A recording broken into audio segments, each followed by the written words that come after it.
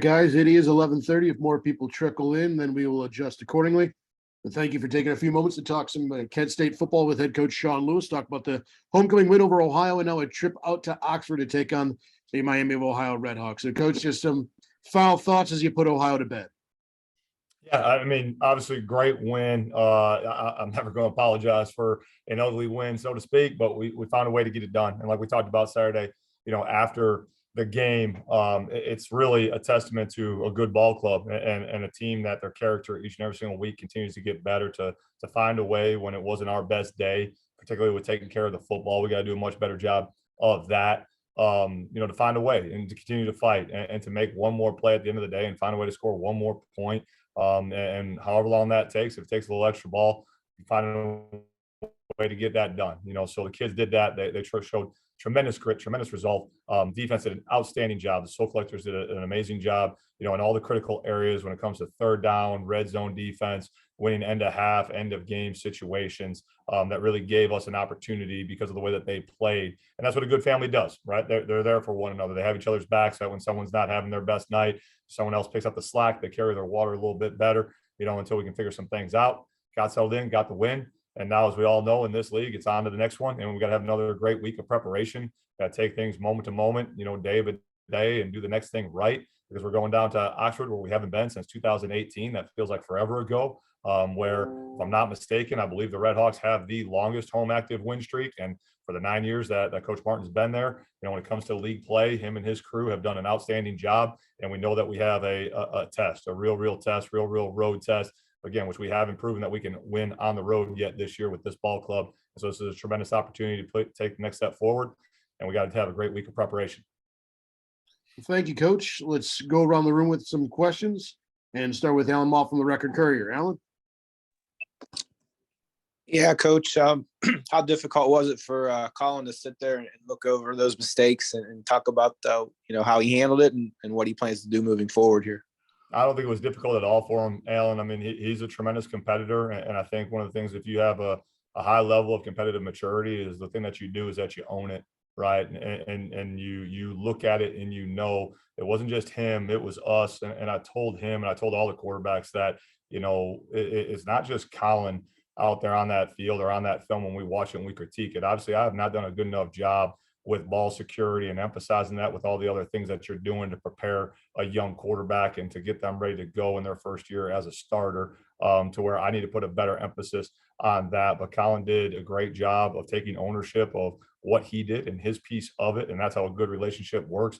And I know he's hungry and eager to get back out on the practice field tomorrow and really put a point of emphasis on that and clean that up. And when we value the football the way that he has in the past and the way that I know he will in the future, he's obviously going to give us a really good chance to be competitive week in and week out. Just you kind of touched on this out, obviously how you were able to pull that one out. Just what does it say about you guys to be able to, obviously you guys, you made a ton of plays, but also a lot of mistakes, and just able to sit here right now and be learning from a win instead of a loss after doing that.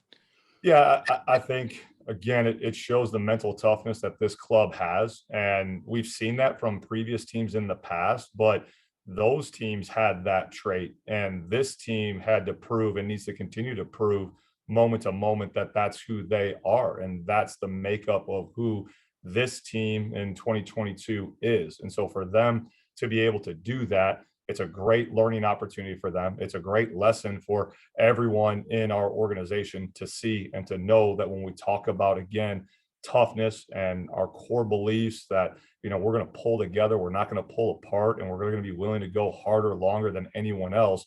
Like, that's a real world rep on one of the most critical days of the year. And so all the training and all the work that we do and everything that these kids have put in, for them to rally together and to find a way to get that done, it shows you the mental toughness that they have.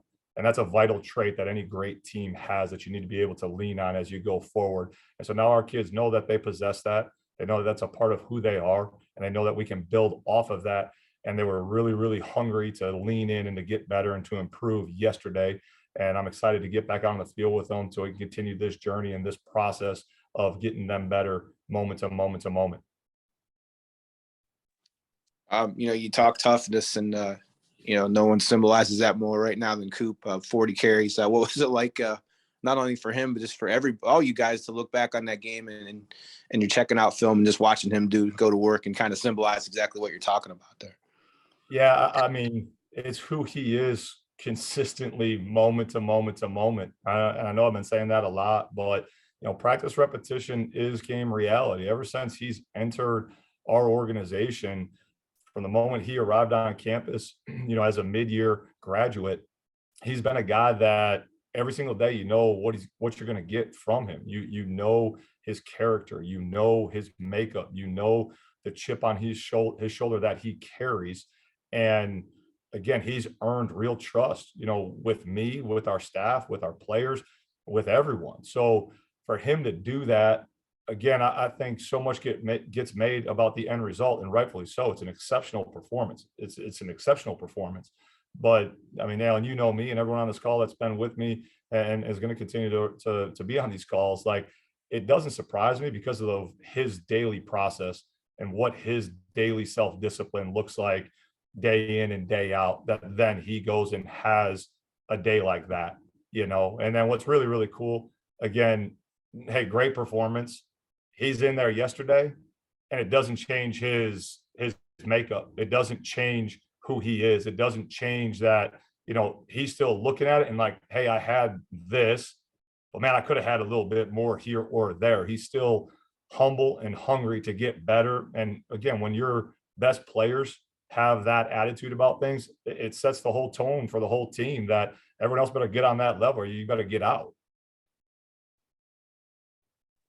Just go back to when you recruit him. I don't think you could ever know you're going to get somebody like you've gotten at this point. But did you see those kind of intangible things when you were looking at him and then to see it actually happen in front of you here? Yeah, absolutely. I think it's what our staff does a tremendous job of with every single young man that we bring in. We kind of have a two-prong approach when it comes to our talent acquisition, to where I think everyone just looks at recruiting as identify these physical traits, excuse me, look at their tape and can they physically do it? And then, hey, just go recruit them. Well, to me, there's a big piece of the puzzle where you have to evaluate their character, their makeup, and what we call our flash fast qualities. And so when we dug into that, like, it was easy to see on the tape, he could do it physically. But when you got to know the character of who he is and what his makeup was and the people that are in his circle, we knew it was going to be a great fit and that he was going to, excuse me, be able to persevere with us.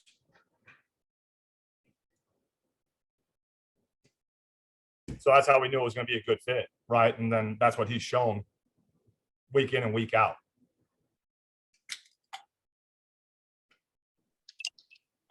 Moving on to Miami here, in particular, the quarterback situation. How are you preparing for that? What do you see there out of the new guy?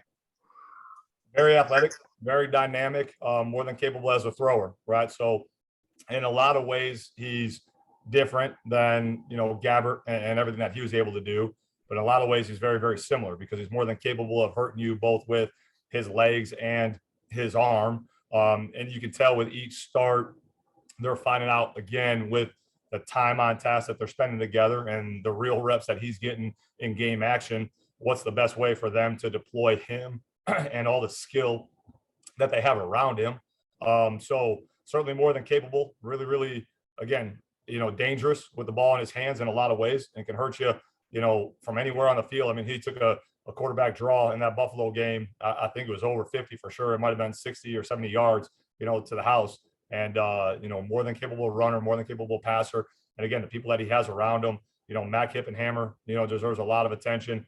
He's been productive every single game this year. So they got a lot of speed, a lot of team speed. And, the new Q, he adds to that element as well. Obviously, you guys played the game last year to decide the East. Just an unbelievable game. The kids are going to get jacked up for this one anyway, obviously, but how much does that kind of play in even to make this even a bigger game and a more special game for everyone and all that could be online here? Yeah, I mean, they're all important because it's an East Divisional game. Last year's game, heck of a ball game, right? I mean, for anyone that was able to be a part of that in any form or fashion as a participant, or a spectator. It was a classic college football game. But that was last year. And that was last year's ball club for us. That was last year's ball club for them. And these two teams this year, it's going to be important to them because it's the next opportunity in this conference that every single one of those opportunities that you get in the MAC is a battle. Anyone can beat anyone on any given day. And so the importance and the urgency to prepare the right way going down there, it's their homecoming. It'll be the first time they're back since knocking off a Power 5 opponent. I think a team that is coming off of a loss is a very, very dangerous team. So we need to, make sure that our preparation is right. And again, last year's game was great, but last year is last year, and we got to handle the here and now and be present with this team and this opponent that we have coming up this week. One more for me, just interesting matchups all over, obviously, but in particular, they've done a really good job defensively against the run, and obviously your running stats speak for themselves. Just talk about that matchup and who they have and as major concerns and that type of thing and winning that battle. Yeah, I mean, they're the number 10th ranked rushing defense in the country right now, and year in and year out, Coach Chuck Martin does an unbelievable job stopping the run. So their front four, again, they've reloaded. I mean, they had 4 kids last year that, are no longer on their roster, but, one's playing for the Bears and the other ones are starting at Power 5 institutions, and they've just reloaded with guys up front. And then, the quarterback of that core is Matt Salapak, who is a young man from right in our backyard that I still wake up in a cold sweat each and every single night. And it's a recruiting battle that we lost early here that bugs me, that still eats at me.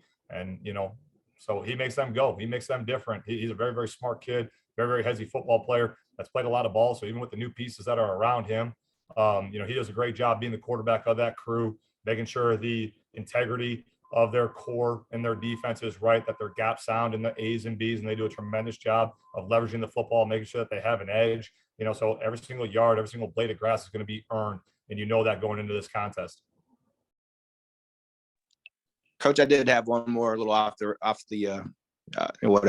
the side here. Coach Christ, obviously, no longer the coach of Wisconsin. Do you have any, comment on that situation there? I mean, I know everything that's going on, with my name, I guess, around that. And all I can say is that that's a testament to our kids and how well that they're playing, right? Because of the way that they're playing, the way that they're performing, and the things that are going on. That's why my name gets brought up with some of those things. And that's something that we've all dealt with, that the team has dealt with, for the past couple of years now. Again, all I can point to is the performance of our kids, how great they're playing. That's going to warrant attention, right? When you do something that's never been done in the history of FBS football, people are going to take notice of that. When you play at a really, really high level and you get to serve kids that are exceptional and buy into the vision and know the trajectory of our program and where we're going and what we're doing, that's a testament to them and all the work that they've put in. So whatever gets brought up about that situation, again, like we talked about, I'm going to steal Coach Saban's line one more time. It's just rat poison. It's a distraction. I got nothing to do with that.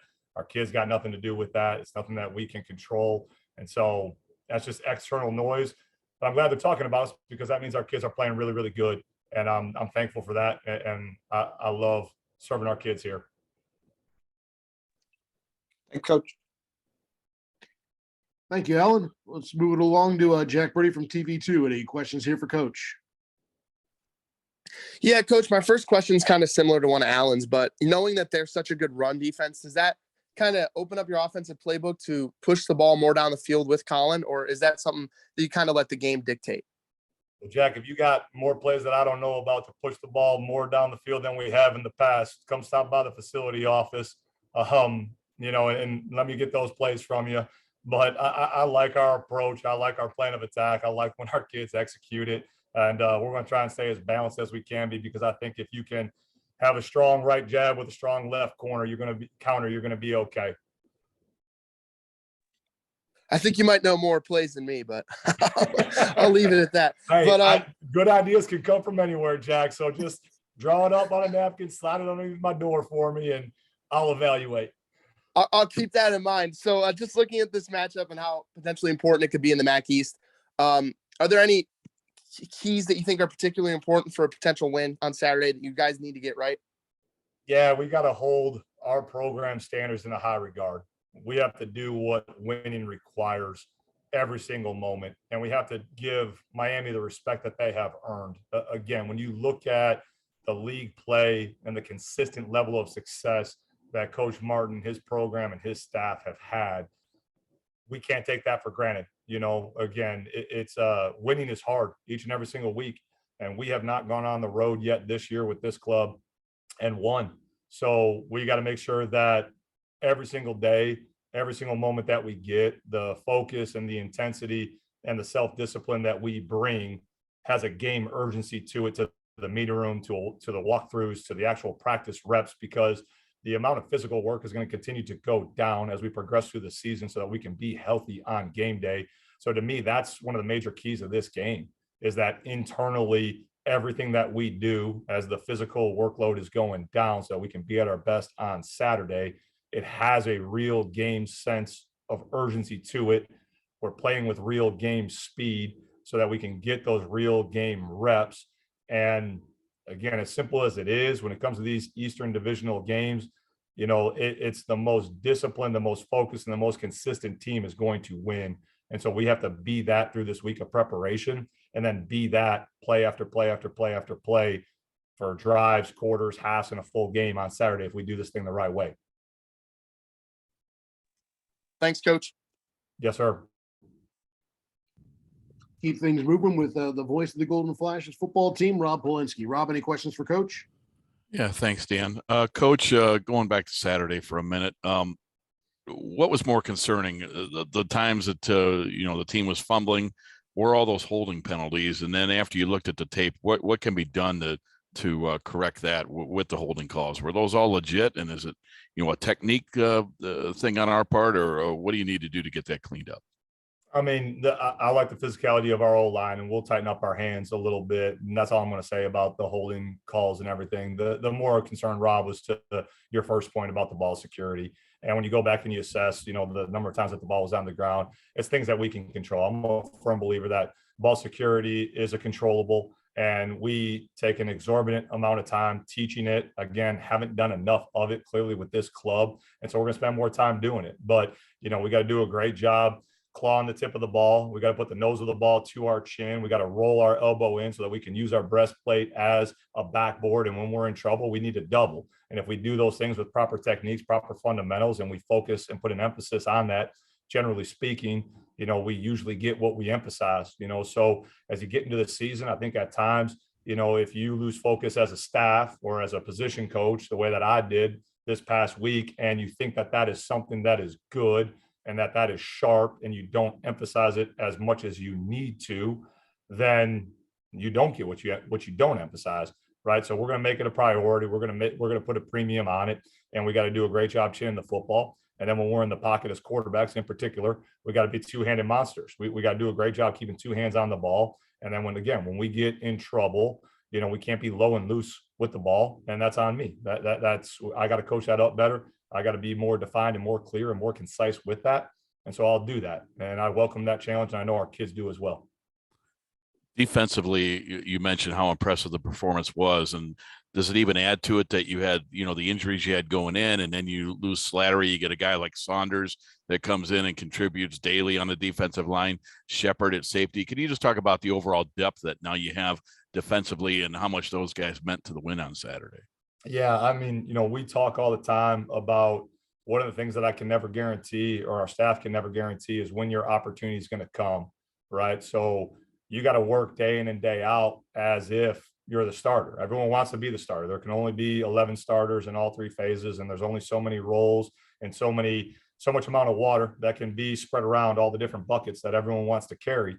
But if you're training the right way and you're doing the proper work, when no one's watching, then when your quote unquote number is called or your opportunities comes, if you've done and you've gone about your daily process the right way, and you've stayed above and had a great discipline response from, kind of self-wallowing, self-pity, and just know that, hey, I got to be ready when my number's called. I got to be ready for my opportunity. Then you get those opportunities, and you get those moments where you get to see guys step up like a Bryce Shepard, like a Collie Saunders, right? And to have the competitive depth across the program now and within the organization, that comes with time and consistency, with, again, having a great talent acquisition process that our staff believes in, that we're able to work so that we have the right kids, that when, someone's number is called and it's their opportunity, I mean, that opportunity, it's a small, finite amount of time, right? It's not an open invitation that's always standing there. Either you're ready to seize it and to capture it because you're trained,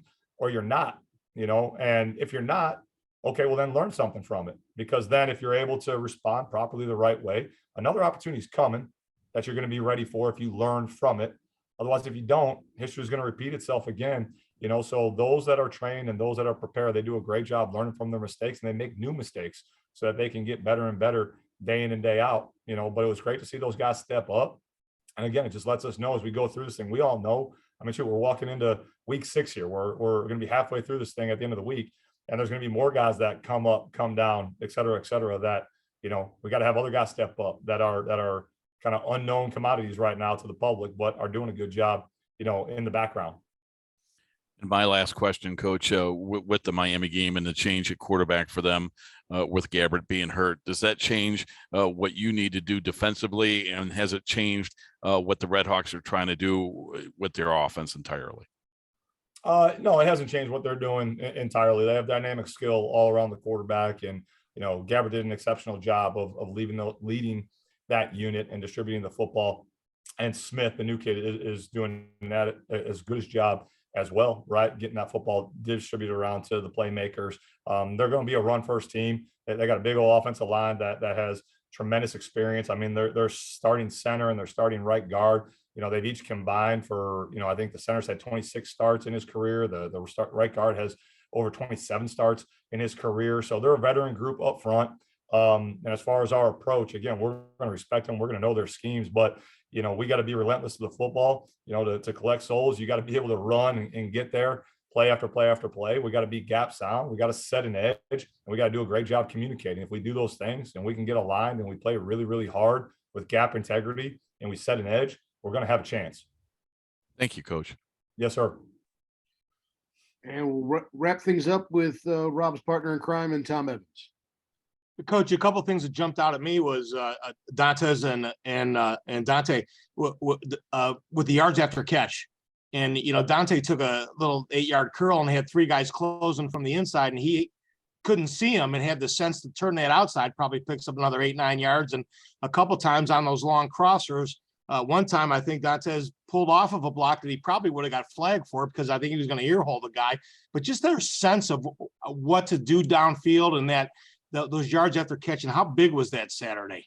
I mean, it's huge, right? I think a lot of people are seeing their resume, their tape, and their ability to get on top of really, really good DBs early in our non-conference schedule, right? So teams are going to play more off and challenge us to throw underneath it to see if, our quarterback's going to be patient enough to do that. And obviously he was. And then if you're going to play that far off, it's going to create some space underneath that we can throw short, and then they can go run long, right? And again, that's a testament to the way that they've worked with the strength and conditioning staff. They have tremendous contact balance. They do a great job utilizing their off arm to protect their legs. A lot of those runs, they're utilizing the stiff arms the way that they're exactly coached to do by Coach Middleton. So guys can't get to their legs.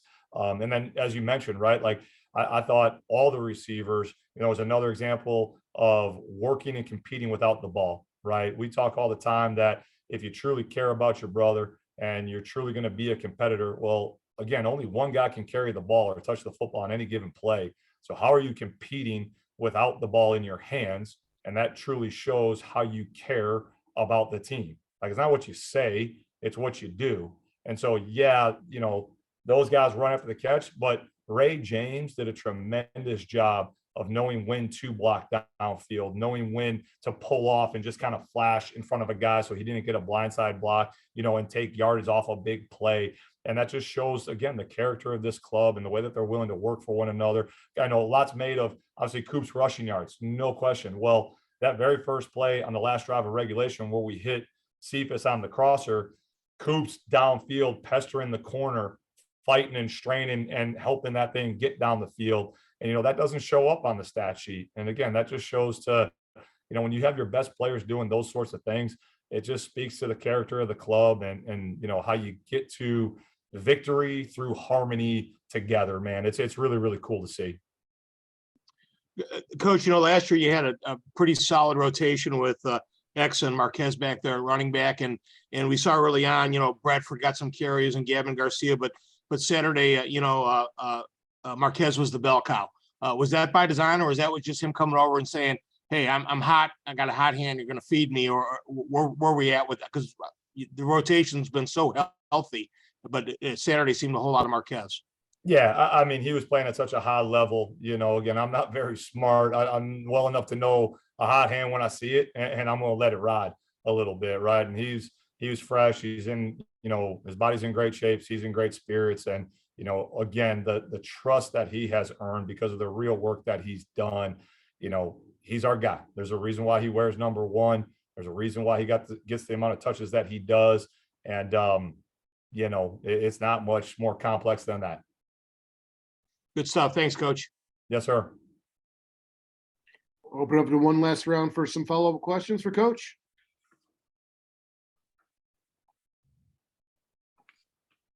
All right, sir. Coach, All right, go ahead, Rob.